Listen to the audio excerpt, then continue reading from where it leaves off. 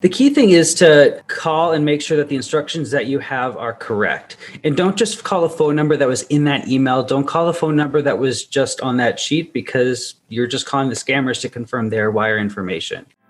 You found the Real Estate Law Podcast, because real estate is more than just pretty pictures, and law goes well beyond the paperwork and courtroom arguments. If you're a real estate professional or looking to build real estate expertise, then welcome to the conversation and discover more at realestatelawpodcast.com. Welcome to the Real Estate Law Podcast. Episode number, I have no idea, Rory. What episode number is this? Do we know? We're not. Do we have to track them? At some point, we'll track them. But actually, I think we're recording a few different episodes, and I don't know the order in which we're going to release these. So, let's just call it episode 487, which it's not. So my name is Jason Muth, and this is Rory Gill. He's an attorney broker here in Boston, works for NextHome, Titletown Real Estate, and UrbanVillage Legal. Welcome, Rory. How are you? I'm great. Great. We're recording this on a Monday, so I hope you don't have the case of the Mondays or the Sunday scaries or any of those fun hashtags we see online.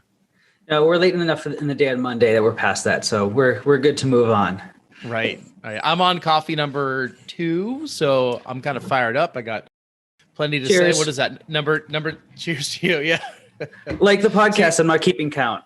Exactly. See, we're on video right now. So, the first round of the podcast that we did, it was all audio. No one could see us drinking coffee. But, it's a video age these days. Everyone is on Zoom. Everyone is staring at screens. So we figured, why not? We'll put ourselves on video too. So you just sent the topic over to me moments ago, and I was like, well, that's a great topic for a podcast. We're talking about real estate scams today and some things to watch. And I'm sure that you've seen a lot of real estate scams in your day, both as a real estate broker and on the attorney side. As we kind of get into a couple of the different scams that are out there, like just, without digging too deep into them, where are we headed today with this discussion? What are some of the big kind of categories? And then we'll dissect all those. Well, real estate's an area where we have lots of money going back and forth, and there are big assets that people only do a handful of times in their life. So there are opportunities there for people to swoop in, scam people who don't know what they're doing, and take a great deal of money away from them. So, and every year they get a little bit more sophisticated, and there are just a few things that I want everybody out there to watch for.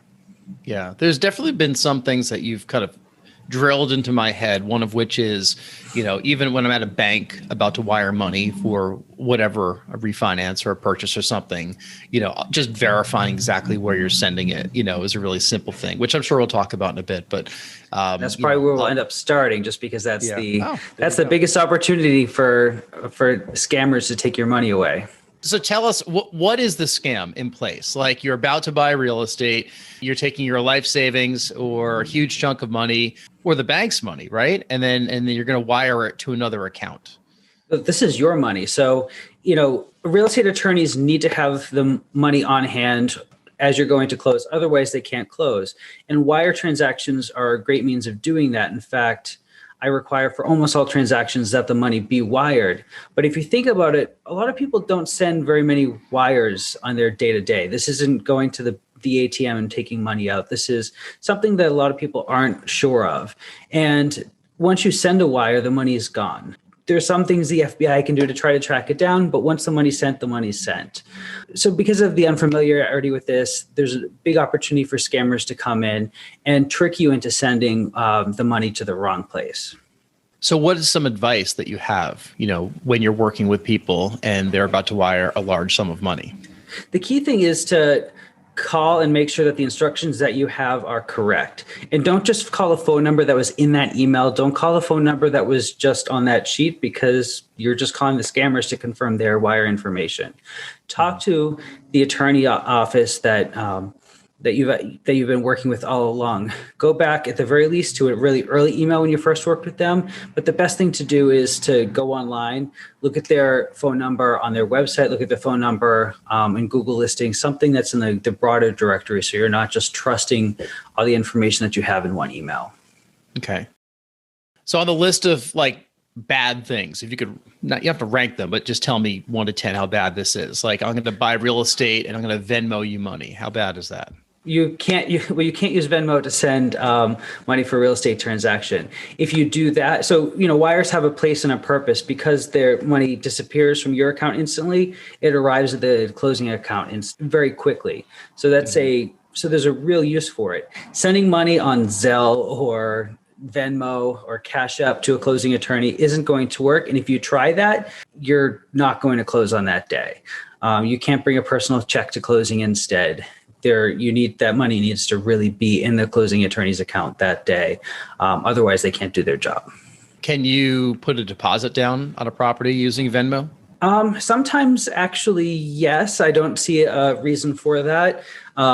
It's just that in the moment of the real estate transaction, there are no take backsies, as I say. You can't go back and undo the transaction once everything's done. So if a check bounces or an ACH is returned, the attorney's actually done something illegal and went ahead and processed a closing that they didn't have good funds for. So they have to make sure that that's the case. If a deposit's put down generally more than 2 weeks before closing, other forms of payment are okay because the risk of that payment bouncing or turning around are significantly less than if you tried to cut a personal check for $200,000 in the morning of a closing. So have you had people bring personal checks to closings? Yeah. So before wires kind of became the only way, bank checks were pretty common for that purpose too. But yeah, there have been moments where people didn't understand what a bank check was, and they thought a bank check was just a check. So that mistake has happened. I've seen that before, and that requires a panic trip to the bank to fix it. But yeah, I've definitely seen people try to pay another methods at the closing table, but attorneys just can't accept that. Right. Now, bank checks, you mentioned, I've gotten those before. Those show proof of funds, right, in your account, like with a bank check, but... So we typically don't allow bank checks for the risk that somebody may have tried to do a scan deposit first and then try to deposit a second time with us. That I've heard of that happening elsewhere in the country, and it's only a theoretical problem that we've never had it attempted here. But that's a reason why we discourage bank checks, except when it's a very small amount of part of the transaction. But if you're bringing 20% down for your home purchase, and it's going to have to be by wire. Right. When are we going to start taking Bitcoin for transactions? Once you convert it into dollars and wire it from your traditional bank account, that's it. There's because what's going behind this, there is a law that says that attorneys have to have good funds. Good funds means US dollars actually sitting in your bank account where the funds cannot be taken back. Right. And if attorney goes ahead and processes a closing, meaning puts it on record and pays off the seller's loan and makes disbursements, they've done something unlawful by allowing the transaction to proceed without the good funds. And an attorney can face consequences up to disbarment if they bounce something out of that trust account. And it's pretty serious, and it can end somebody's career. So, on your list of scams also that we're going to talk about today, you mentioned cash buyer direct sales, which I think is similar but different to what we're talking about right now. But let's just pull this apart a little bit. A cash buyer, which we hear a lot of these days, like there's a lot of competition out there, and sometimes you're competing against a cash buyer. They're not really bringing, bags of cash to a closing, are they? No, we've never seen that. However, you probably could legally show up to a closing with a bag of cash. And if you hand it over to the attorney, because now they actually have good funds in possession. If somebody showed up to a closing that I was doing with that, I'd be very, very unhappy, and I would tell them to go to the bank. I'm not a casino. You also don't know if the money is counterfeit or not, right? I mean, you don't have that fancy marker they have at the grocery store to check the $100 bills. No, and you wouldn't want to do it on every single one of them. I will let the bank take on that liability. Right. Okay. So cash, but if you are a cash buyer, though, in theory, you're still wiring funds, right, from your account with cash in it to a buyer's account. That's absolutely right. So in a transaction, a lender transaction, you'll have the closing attorney will receive a wire, one from the lender and one from the buyer to complete the amount of money that you need to close. The only difference in a cash transaction is you have one wire and that's from the buyer. Okay. So what is a direct sale? Like, is there another scam involved that we didn't touch on right there? Sure. So there's a scam that luckily is less prevalent here in Massachusetts because we are an attorney closing state. That means that only attorneys are allowed to process and to manage closings.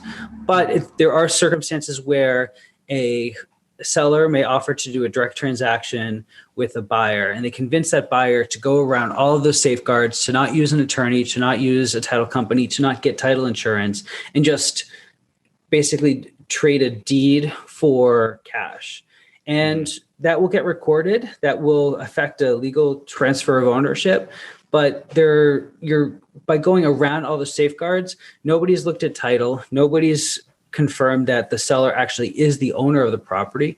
Nobody's confirmed what liens are on the property. And once you've given the money and taken title, you're now likely liable for the mortgages that are unpaid on the property, any taxes that haven't been paid for the property, all the normal things that would have been uncovered by an attorney handling the closing and insured against if you obtain title insurance. Yep. So if you're a cash buyer and the seller's pressuring you to deal with them directly and go around the normal process, even if they're just saying it's just faster, it's easier, you are incurring a ton of risk. Right. Right. Like the ex-wife shows up, years later also, and she, says, "Hey, listen, this is my property. What are you doing here?" The ex-wife, the other siblings that also inherited an ownership stake in the property. Mm-hmm. That's actually when there are family disputes and title issues, that's the biggest issue. When somebody leaves property to their children, you now need to coordinate among all those children to get the property sold. And if you don't get somebody on board, that's a fatal title defect if you don't get all adult children on board. So we're talking to attorney, broker Rory Gill at UrbanVillage Legal, NextHome, Titletown Real Estate here in Boston. We're talking about all these scams that are happening in real estate, which, apparently there's a lot of them. Talk about loan modifications. Do you mean with a current mortgage that you have with a bank or what's that? So loan modification scams are sad because they're preying against people who are the most vulnerable in the real estate world, people who are facing foreclosure, facing hard times. And that sense of desperation leads them wildly vulnerable to scams out there, outside third parties that promise to be able to solve the problems for them. And this is a whole category of different scams. There are ways that scam artists can be clever, but they reach out and they extend a helping hand to somebody who is facing foreclosure, facing the loss of their home, and promise to help them out through a variety of methods, to buy the property for them and then to turn around and sell it back to them. They will promise that if you go through our program, we can negotiate with the bank for you and provide a guaranteed loan modification. And they're just out there taking money away from those who need it the most.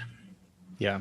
You just don't kind of hear about these things when you're going to open houses or checking out properties online. You're looking at square footage, you're looking at parking situations, you're looking at how new is the roof, but people aren't really. And if you're a seller, I'd imagine that scams could be coming out of the woodwork as well.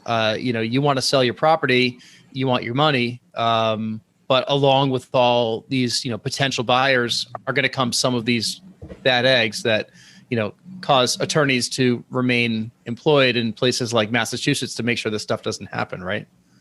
Absolutely. But there's a hot market and it's not just here, it's everywhere. And it's pretty easy to target people on social media with advertising that promises to solve these problems for them. But what I'd watch out for with any of these offers that are red flags, they all need to be vetted. They all need to be analyzed. But a loan modification scheme, a couple key traits, they'll ask for money up front.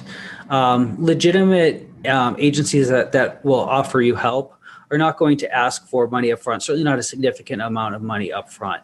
So if you're in talks with a third party and they promise to help you stave off foreclosure, use that as a red flag. The other thing to watch out for is when they guarantee that their service will stop the foreclosure. Nobody can guarantee that. When you're negotiating with the lender, there's a lender that has to sign off and approve on this. There are ways to fight the foreclosure and the resulting eviction, but nobody can guarantee that it won't ever happen. So look for anybody who asks for money up front, and watch out for 100% guarantees from these potential scam artists. The legitimate versions of these are going to be generally nonprofits that are known and well respected in the community. There are programs that they are putting forth in certain neighborhoods to protect home ownership. So those agencies can be trusted, but they're not going to be asking for money up front. They're not going to be promising you that in 100% of cases, they can get the desired result. And then the other type of service that can help you in a situation is an attorney. An attorney will sit down with you and go over what your options are in a very realistic way and help you make a better decision. But even they can't offer 100% guarantee that you're going to keep your house. In real estate transactions, often don't buyers just use the bank's attorney to close? And if you do that, what's the limit of the protections that you have? Like that, go ahead. So we're talking about title here and the kind of scams that we went over. There is no problem using the bank's attorney for that purpose, that you are still going through a vetted channel, that an attorney that will perform the title exam and issue title insurance. So those kind of the problems I outlined as potential scams for cash buyers don't really apply if you're going through an attorney, including the bank's attorney. And so similarly, the wire fraud, if the money finds its way to that attorney, the bank's attorney, you've completed your part of the transaction, and it's there. And those attorneys' offices, by the way, they're protected in two ways. So if you sent money into a closing, they have malpractice insurance in case they messed up with the wire transaction. Mm-hmm. And if they are using a title underwriter, that title underwriter is also promising the lender of the transaction that the attorney won't take off with it and go on vacation and flee the country. So there are a couple additional protections regulating attorneys that keep that money safe. But for that purpose, using your own individual attorney and using the bank's attorney isn't the opportunity for a scam. Right. So everything we've talked about so far has been mostly on the buy-sell side. And before we wrap this up, what about rentals? There's got to be a lot of scams happening out there, especially in a rental-heavy market like here in Boston, with a lot of students moving in and out of housing. Rentals are a fertile ground for scams, and it largely goes the prototypical rental scam is somebody posting a listing for rent, regardless of whether they own it or have even been to the property, and then convincing an unwitting tenant to put down money and sign a lease for it. You see this in short-term rentals as well, where somebody thinks that they were engaging with the owner of the property, but they were not. And these scams are pretty easy to do because it's easy to put up a listing in Craigslist or another websites and find an interested tenant who's willing to put down money. Things to look out for where this might be the case include a listing rate that's too good to be true. So if the rent is significantly under market, they're enticing you. There's no real landlord there that's concerned about making money. They just want to they just want you to put down any money and send it off to the scam artist. As always, look out for international transfers. Most genuine landlords, even if they are based overseas, are going to have a bank account in the U.S. That they use to manage the property. So look out for direct international transfers. Look out for putting down money sight unseen, especially if it's not to a legitimate real estate brokerage. That's a typical red flag. And use common sense. If you are an interested tenant who's looking to find an apartment in another part of the country where you can't conveniently go visit in advance, either use a professional real estate agent or use somebody you trust who's on the ground in that city to scope things out for you. If you can't get access to the property at all, that's a red flag that there's something there. And if you really wanted to get more advanced, you can take a look at deed and assessor records to match the name of the person you're dealing with to the name of the actual owner of the property. Right. We could probably do a whole nother episode about short-term rental scams, because I could talk about that. But I will say a little bit from the owner side that, scams are out there even on the big platforms. Like, with our rentals, we use Airbnb and Vrbo or VRBO, whatever you want to call them. I never post on Craigslist. I rarely post on Facebook. I think early on, like the first year I did it, we had a couple available weeks or weekends, and I posted on there to friend groups. But all of our bookings, if I don't know you directly, like if I don't know you like as a friend or family, or like a referral from a neighbor, like I've definitely done some direct deals with people that live nearby and they have family coming. Everything I do is off of those two platforms. We did one TripAdvisor once, but I never get anything from those guys. But those two platforms are great because they vet the guests with a number of different protocols. Like they require ID and verification of age and that kind of stuff, and bank information. But with that said, I've never seen a scam, knock wood, through Airbnb, but I definitely get inquiries on VRBO, not infrequently, that are obvious scams. And it's easy to kind of pick them out because of just the random dates they always pick, the questions, which are usually like, is your property available? And you could probably figure that out from just looking at the calendar. Every so often, I get sucked into a little conversation with someone that turns into, oh, this is a scammer, so you just mark it as spam or whatever it is. And I did learn with Vrbo that you have to respond, even if you're responding like just with a period or a word saying not available, and then respond. Because if you don't, I remember early on, it affected my rating when I was just marking them as spam. And I talked to somebody there and they said, well, it shows that you didn't respond. And I said, well, the three that I didn't respond to, I marked them as spam. And they said, respond, like say something back, just show your metrics, show that you responded, and then mark it as a scam. It's a little bit weird, but you could always figure it out. So there's a clear frustration based on that variety of scam that you see for owners. But think about this, while those platforms may be able to control for scams on their platforms, what's to prevent somebody, a third party, from spoofing or cloning your listing, taking the photos, taking your text, putting it into Craigslist, getting money from somebody, and having somebody show up at the property expecting to move in or to stay in the home. There's something you largely cannot control for, and you'll have an upset person at the home. In a way, you're a victim of that, but there's a world out there that you can't control for either. Yeah, absolutely. Yeah. Again, a knock wood, that hasn't happened yet, but I've heard that happens, or again, not infrequently. Technically, I don't really have a responsibility to them. They're not getting inside because they don't have a code to get in. But yeah, you're right. They're standing on our property and they're upset because they got taken. So there's a lot out there. And I'm guessing that right now, with the velocity with which real estate's moving, that these scams are, becoming more and more common.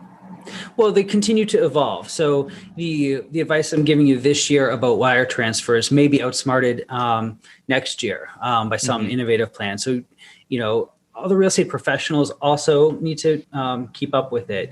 I've watched the attempted wire fraud scammers become more and more sophisticated with my own office. It started off a few years ago in badly written messages telling somebody that I must wire money to their client internationally, and those are clearly spam.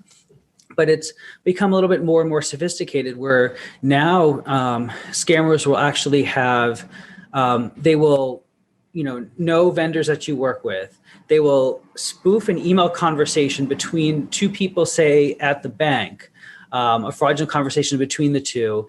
And then, there'll be a message to you saying, oh, see below, our wire information has changed. Please update your records accordingly. And it's becoming much more and more sophisticated and realistic looking. So if our standards were those of 2012 of what to look out for scams, it changes.